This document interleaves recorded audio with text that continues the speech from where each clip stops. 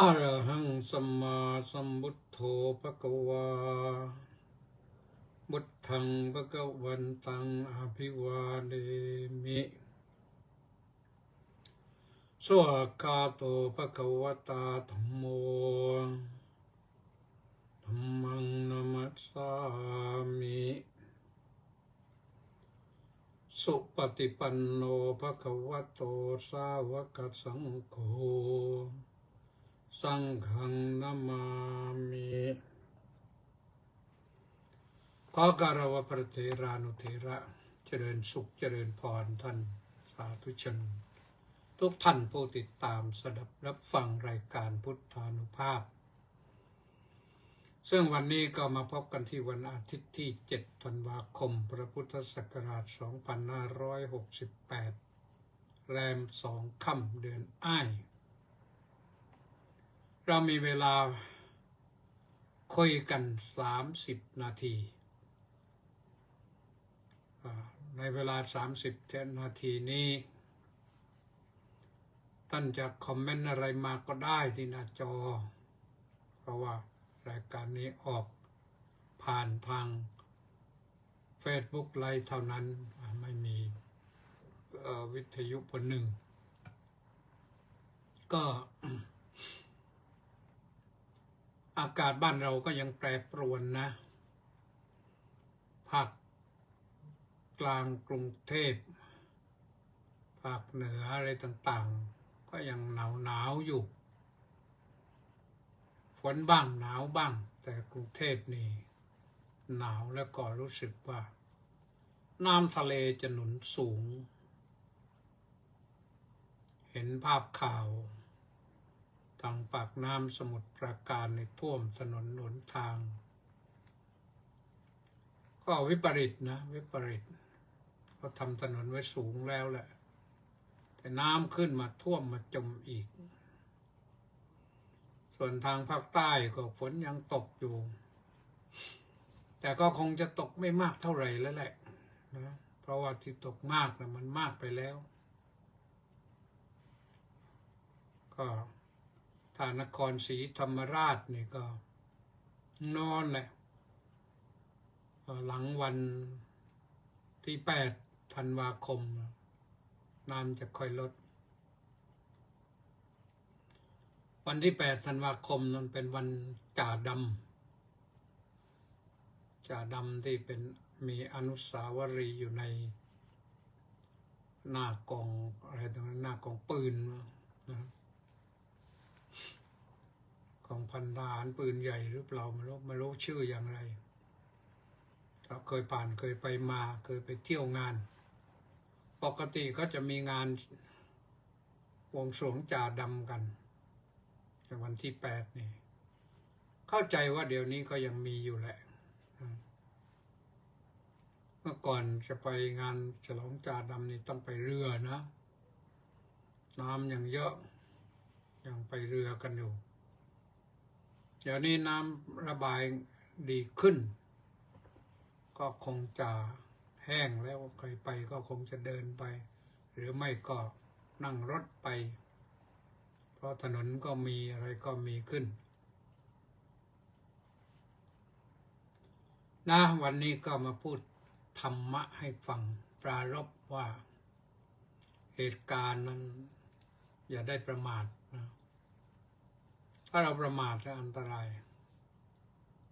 ถ้าเห็นฝนตกบนภูเขามากๆก็เตรียมตัวไว้อย่างน้อยๆก็เตรียมข้าวปลาอาหารเตรียมเครื่องอุปโภคบริโภคไว้ฝนไม่ตกก็ซักผ้าไว้ให้เรียบร้อยรอฝนตกหรือไม่ซักผ้าก็ไม่ได้ตากก็ไม่ได้หลายสิ่งหลายอย่างเพราะฉะนั้นก็เอากันว่าอย่าประมาทวันนี้จะพูดถึงเรื่องความโลภนะโลภภาษาไทยเราบางทีก็เรียกว่าละโมบความโลภอยากได้ความโลภอยากได้นี่มันให้ผลเป็นทุกข์กันนะ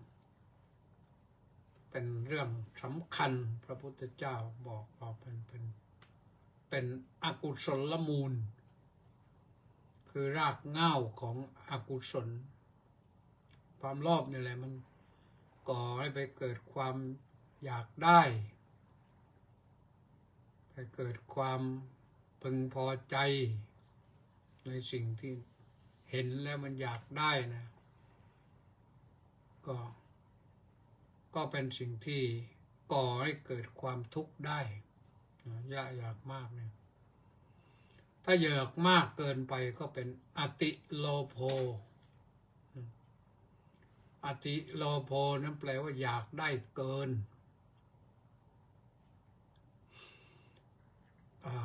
แสดงออกทางกายทางวาจาออกมานะมันเกินยับยั้งไม่อยู่แสดงออกทางกายก็คือจะแสดงพฤติกรรมลักช่อลักขโมยมีโทษนะ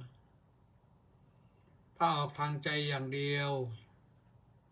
ทางพระพุทธศาสนาก็เรียกว่าอภิชฌาวิสมโลภคือความโลภแล้วเกิดความเพ่งเล็งอยู่ในจิตใจเพ่งเล็งจิตอยู่ในจิตใจเพ่งเล็งของคนอื่นนะ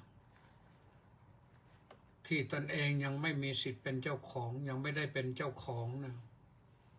เป็นของคนอื่น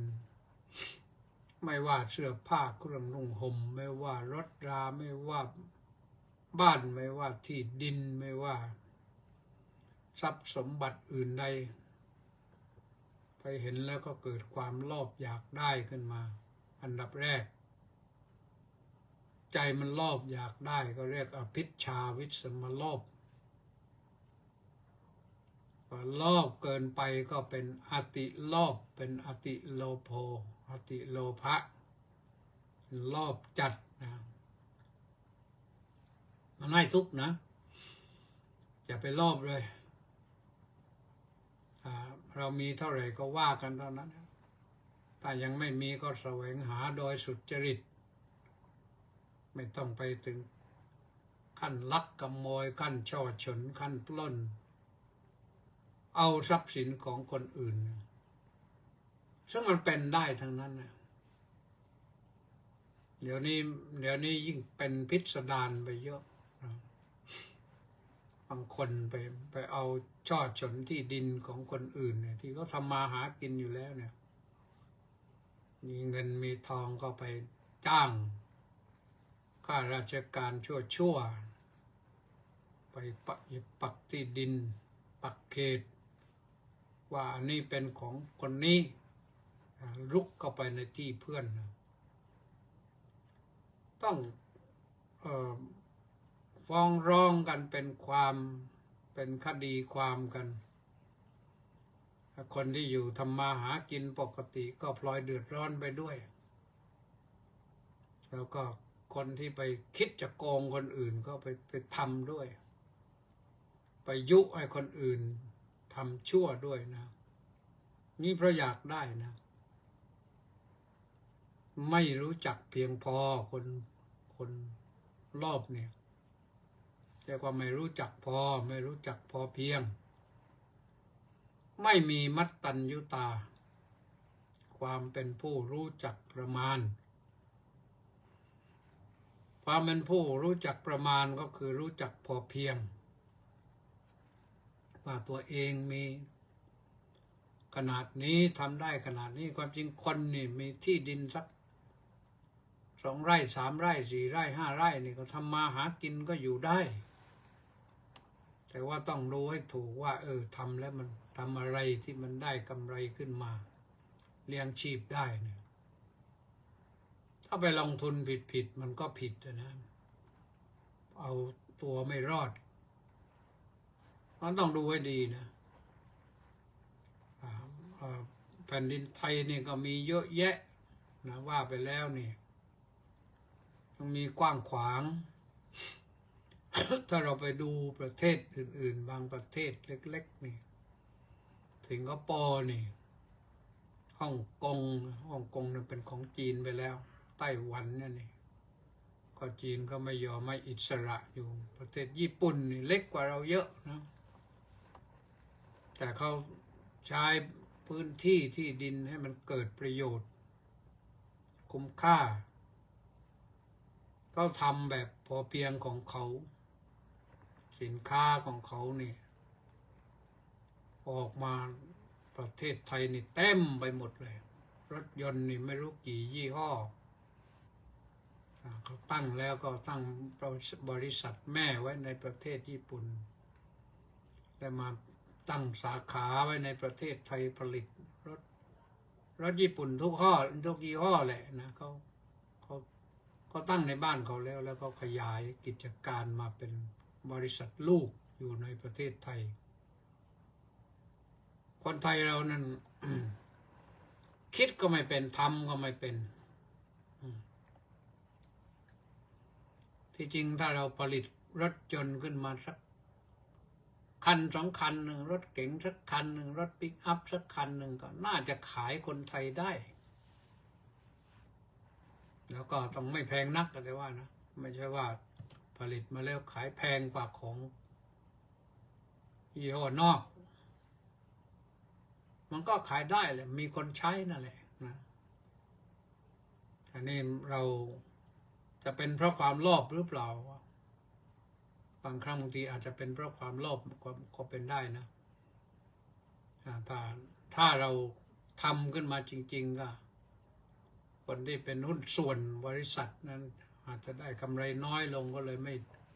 ไม่สนับสนุนให้เกิดบริษัทผลิตรถยนต์ขึ้นมาในประเทศไทยนะเพราะฉะนั้นคนไทยเราก็ทุกข์อยู่อย่างนี้นะทุกข์เพราะอยากได้แต่ไม่ได้ถ้าได้ก็ต้องขวนขวายกันมากพอเพียงยังไม่ได้เพราะมันยังไม่พอแต่จะอยากเกินไปก็ไม่ได้เพราะมันเป็นทุกข์นะอย่าอยากให้มันเป็นทุกข์นะเหมือนกับเราหิวข้าวนั่นแหละเราหิวทานข้าวพออิ่มที่จริงยังไม่อิ่มอีกสักคำ2 คำจะอิ่มนั้นพอแล้วเว้นช่องว่างไว้ดื่มน้ำบ้างหรืออาจจะมีของหวานอะไรสักชิ้น2 ชิ้นก็ได้นะเว้นช่องว่างไว้ในท้องสักนิดหนึ่งก็จะไม่อึดอัดถ้าบริโภคเข้าไปเต็มที่นี่มันอร่อยแล้วโอ้โหยับยั้งชั่งปากไม่ได้ยับยั้งชั่งใจไม่อยู่อัดก็ไปเต็มที่ผลสุดท้ายก็ร่างกายก็อืดอาดต่อไปอาจจะมีผลให้อ้วนเกินอาจจะมีความบกพร่องขึ้นในส่วนใดส่วนหนึ่งในร่างกายอันตรายนะความอยากมันเป็นความต้องการของร่างกายแต่อย่าอยากมันเกินไปอย่าหิวมันเกินไปนั่นเป็นเรื่องของการบำรุงร่างกายแต่จิตใจนี่บำรุงเท่าไหร่มันไม่ค่อยจะพอพระพุทธเจ้าเลยสอนว่าเรื่องความโลภนี่มันเป็นเหตุแห่งความชั่วได้มากมายนะแห่งความชั่วได้มากมาย40-50%เนี่ยของความชั่วที่เกิดขึ้นนะมันเกิดขึ้นเพราะความโลภจัดเป็นอติโลโภ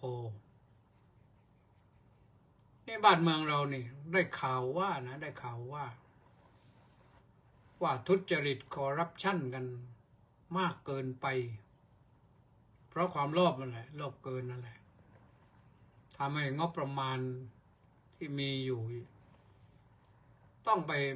บริการคนโลภจัดเสียเยอะได้พัฒนาชาติบ้านเมืองไม่เท่าไหร่เคยไปนั่งฟังท่านผู้ใหญ่พูดในรัฐสภาท่านบอกว่าโดยปกติแล้วงบประมาณของเราเนี่ยจะใช้เป็นเรื่องบริหารจัดการเรื่องเงินเดือนเรื่องค่าน้ำค่าไฟอะไรต่างๆ เรียกว่าเรื่องรูทีนเนี่ย60%ถ้าเงินล้านยังก็เหลือใช้ไป600,000แล้วถ้า100 ล้านก็เป็น600 ล้านแล้วพอไป60 ล้าน1,000 ล้านก็600 ล้านไปอย่างนั้นมันต้องไปใช้เรื่องประจำอีก20%ใช้หนี้เป็นหนี้ต่างประเทศอยู่เยอะ20%ต้องใช้หนี้ก็หมายความว่าเงิน100ใช้งานประจำได้60 บาทแล้วก็เอาไปใช้หนี้ไม่รู้ในระบบนอกระบบและ20 บาทก็เหลือเงินที่จะมาพัฒนาชาติบ้านเมืองใน20 บาทลองคิดดูหนักหนานะแต่พอเงินก้อนโตมันก็เห็นภาพบ้างแหละล้านหนึ่งก็600,000 ล้านปกตินะทีนี้เรามี3 ล้านกว่าตอนนี้638,000ก็เป็น1,800,000 ล้านนั้นสำหรับงานประจำอีก20%ก็ไปใช้หนี้แต่อีก20%ก็เอามาพัฒนาชาติบ้านเมืองแล้วพอ20%นี่มาพัฒนามันต้องตกหล่นอีกระหว่างทางข้างบนบ้างข้างล่างบ้างหัวคิวตรงนอนตรงนี้บ้างมันเหลือกี่ตังค์มันไม่กี่ตังค์มันก็ลำบากนะบ้านเมืองที่เขาไม่ทุจริตก็ไม่คอร์รัปชันกันนี่เขาพัฒนาไปไกลแล้วนี่มันเกิดจากอติโลโภนะความโลภเกินทุกข์กันทั้งชาตินะประการที่2ความโลภเกินเป็นทุกข์เพราะต้องแสวงหาตอบสนองความโลภอยู่ตลอดต้องดิ้นรนต้องกระสับกระส่ายต้องแสวงหาอยู่นิ่งไม่ได้นี่เดี๋ยวนี้นี่ทุกข์มากขึ้นทุกทีเมื่อก่อนในครอบครัวนี่แม่บ้านนี่ก็ต้องอยู่บ้านดูแลบ้านเลี้ยงลูกเก็บทรัพย์สินที่สามีหามาได้ไว้จับจ่ายใช้สอยกันในครัวในบ้านก็ยิ้มแย้มแจ่มใสกันนะมีความสุขกันแต่เดี๋ยวนี้มันต้องการมากขึ้นผลสุดท้ายลูกก็ไม่อยากมีแล้วกลัวลูกจะมาแย่งทรัพย์สินสมบัติเสียคนไทยไม่อยากมีลูกก็เลยไม่มีคนแม้แต่แรงงานสร้างโรงงานก็ไม่มีคนจะมาทำงานทำยังไงทีนี้นะนี่เดือดร้อนไปถึงศาสนานะศาสนาไม่เดือดร้อนหรอกแต่พระนี่เดือดร้อนเพราะว่าไม่มีคนเกิดแล้วเดี๋ยวนี้เพราะคนกลัวจะมีลูกไม่มีคนเกิดก็ไม่มีคนบวชนะคนที่เกษียณแล้วก็เขายังให้ต่ออายุอีกอายุราชการแล้วไม่งั้นบริษัทห้างร้านเขาก็จ้างต่ออีกเป็นปีไป60แล้วไปถึง61 62ไปถึง70จนแทบจะคลานแล้วแหละถึงจะได้พักคนใหม่ก็โตขึ้นมาไม่ทันโตขึ้นมาเขาก็ไม่มาทำงานที่มันเหนื่อยเขาก็ไม่ทำเพราะฉะนั้นก็มีความทุกข์ใจกันละทีนี้นะพระธรรมกิตติเมธีมาพูดนี่ไม่ได้ทุกข์หรอกเพราะว่าเราไม่คาดหวังอะไรอยู่แล้วแต่ว่าเห็นก็ทำให้มันเกิด เศร้าๆขึ้นมาเหมือนกันนะว่าศาสนาก็ไม่มีคนจะสืบต่อนี่อนาคตจะเป็นอย่างไรลูกหลานจะรู้จักธรรมะธรรมโมกันหรือไม่แต่ญาติโยมนั่นแหละนะไม่มีลูกพออายุมากก็ทำอะไรไม่ได้เนี่ยถ้ามีทรัพย์สินเก็บไว้บ้างก็ดีนะแต่ถึงจะเก็บไว้อย่างไงพอทำข้าวเกาปุหุงข้าวทำกับปลาแกงไม่ได้เองกินเองไม่ได้เนี่ยใครจะทำให้จะสั่งซื้อใครจะแสวงหาให้เรามีรถบริการอันนี้มันมีในเมืองนะต่างจังหวัดมันยังอีกไกลครับที่เขาบริการส่งอาหารสั่งแล้วก็ส่งได้นี่ในต่างจังหวัดนั่นก็ยังต้องรออีกไกลแต่ว่าเหตุการณ์มันเกิดแล้วนี่ทำไงเนี่ยทีเนี้ยในที่สุดก็นั่งจับเจ้ากันแล้วทีนี้ก็นั่งทนทุกข์กันแล้วนะลูกจะมีคน2 คนก็ไปทำงานไกลบ้างไปต่างจังหวัดบ้างไปต่างประเทศบ้างออกมาก็ไม่ได้ลาก็ไม่ได้ก็นั่งเศร้าเลยทีนี้นั่งจับเจ้าเหมือนกับนกกระเรียนแก่ท่านอุปมาเหมือนนกกระเรียนแก่ที่ติดในเปลือกตมนกกระเรียนในตัวมันใหญ่มันสูงนะแล้วก็พอติดในเปลือกตมมันไปไหนไม่ได้ยืนเฝ้าอยู่ตรงนั้นจะรอจะจิกปลากินก็ปลากดปลาก็หมดแล้วไปไหนไม่รอดตีนก็ติดดินอยู่ตรงนั้นนะผลสุดท้ายก็ตายกองอยู่ตรงนั้นนะนั่นเป็นสิ่งที่น่าห่วงนะก็ไปเป็นทุกข์กันตรงนั้นแหละตอนนี้คนที่ไม่ทุกข์ก็ยังสบายนะทุกข์เพราะเห็นเขามีแต่เราไม่มีเนี่ยทุกอย่างนี้มันสังเวชสลดใจตัวเองนะการจะไปทำก็หาไม่ได้ดีไม่ดีปัญญาที่จะไปหาก็ไม่มีกำลังที่จะไปหาก็ไม่มีจะให้คนอื่นไปช่วยหาให้ก็คนอื่นก็ไปไม่รอดเหมือนกันจะทำอย่างไรมันก็นั่งทุกข์นั่งเศร้าใจกันอยู่อีกนะจิตกระสับกระส่ายยุ่งยากลำบากอยู่พอสมควรนะอีกประการหนึ่งจะทุกข์เพราะร้อนใจเนื่องจากอิจฉาคนอื่นเขา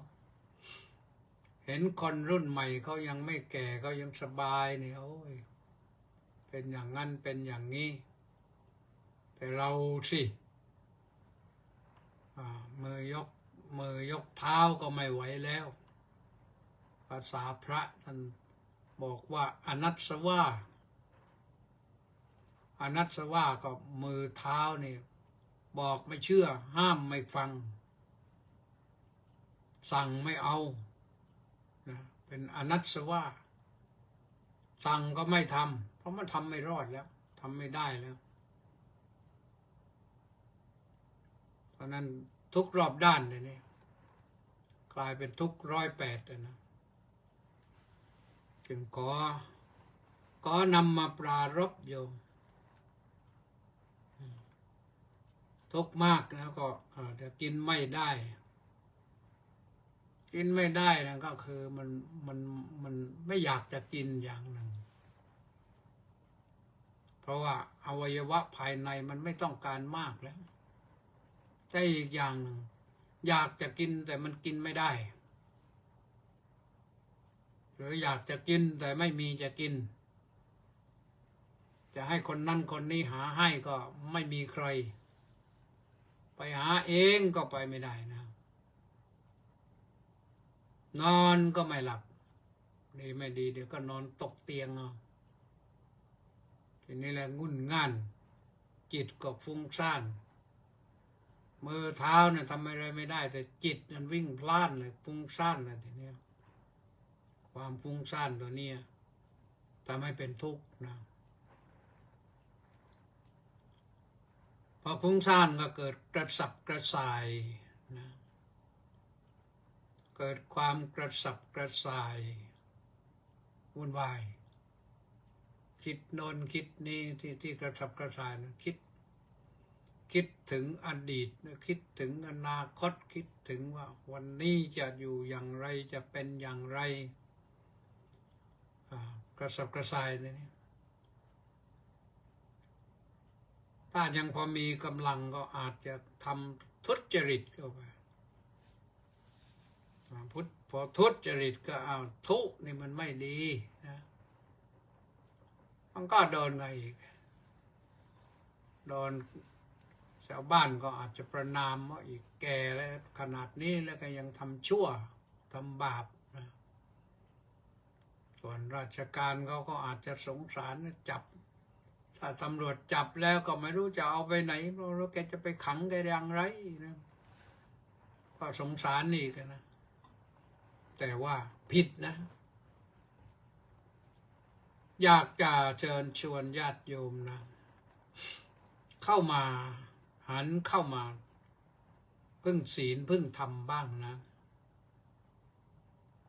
พึ่งศีลพึ่งธรรมบ้าง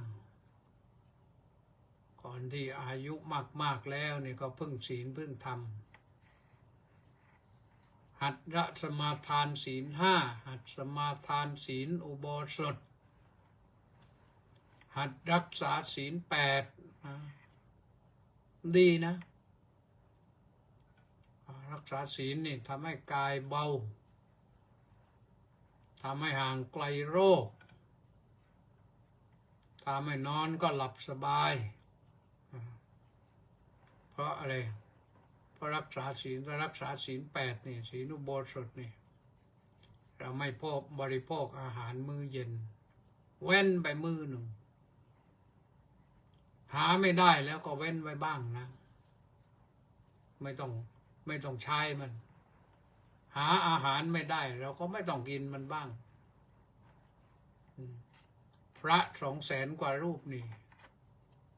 ท่านไม่มีอาหารมื้อเย็นท่านก็อยู่ได้อาจจะมีคนเถียงว่าโอ้ยพระนั้นฉันอย่างนั้นนะอันนั้นพระชั่วนะนั้นพระชั่วอย่าเอามาเป็นบรรทัดฐานถ้าไปบริโภคอาหารเวลาบ่ายไปแล้วนี่ถือว่าพระชั่วไม่เคารพพระวินัยโยมไม่ต้องบวชหรอกโยมไม่ต้องบวชพระไม่ต้องบวชชีแล้วอายุมากแล้วเนี่ยแต่ว่าต้องรักษาศีลถึงจะดีอยู่วัดเข้าวัดก็ได้วัดราชาเนี่ยก็มีที่ให้พึ่งพิงอยู่นะเพราะนั้นก็ขอฝากไว้ด้วยก็แล้วกันนะศีลนำความสุขมาให้ไม่ต้องไปเอาอะไรแล้วโยมเอาศีลไว้เป็นสมบัติเป็นที่พึ่งดีที่สุดนะรักษาศีลไม่ต้องรอบมากไม่ต้องรักษาศีลให้มันมากรักษาศีล5รักษาศีล8พอก็อยู่เป็นสุขสบายได้แล้วนะก็ฝากไว้นะวันนี้อย่าโลภนักเลยอย่าอติโลโภไม่ดีเลยนะก็ขอฝากไว้วันนี้จบตอนนี้แหละต้องขออนุโมทนากับม็อกโกน่าและ FC อีก630 คนออนไลน์เข้ามาต้นรายการและอนุโมทนาทุกท่านที่เข้ามาติดตามสดับรับฟังนะมีใครบ้างวันนี้ไม่มีมากหรอกนะก็มีต้าสิทธิมงคลสาธุสมศรีลักษณะวิราชสาธุต้านี่บอกว่านมัสการสาธุครับสมศรีก็บอกว่าน้อมกราบนมัสการสาธุสาธุสาธุเจ้าค่ะแปะนันทิการก็บอกว่าน้อมกราบนมัสการสาธุสาธุสาธุเจ้าค่ะมณีแสงจันทร์ก็บอกว่าน้อมกราบนมัสการสาธุสาธุสาธุเจ้าค่ะเฉลิมพงษ์กำแพงแก้วก็บอกว่าสาธุพระอาจารย์ เจดาพาเพลินสุชาดาบอกว่าน้อมกราบนมัสการพระอาจารย์ค่ะ สาธุวีรวิทย์ระฆังทองกราบนมัสการพระคุณเจ้า สาธุสาธุสาธุสาธุกิมอินบุญท่านกราบนมัสการเจ้าค่ะ สาธุสาธุสาธุเจ้าค่ะสาธุรังสรรค์ทองสร้อยก็บอกว่าน้องกราบนมัสการพระเดชพระคุณท่านเจ้าคุณน้องกราบนมัสการสาธุสาธุสาธุครับสาธุประสานเรืองดิษฐ์ประสานก็ยังไม่หลับนะ กราบสาธุครับจบไว้เพียงเท่านี้นะตรงนี้ค่อยมาพบกันใหม่สวัสดี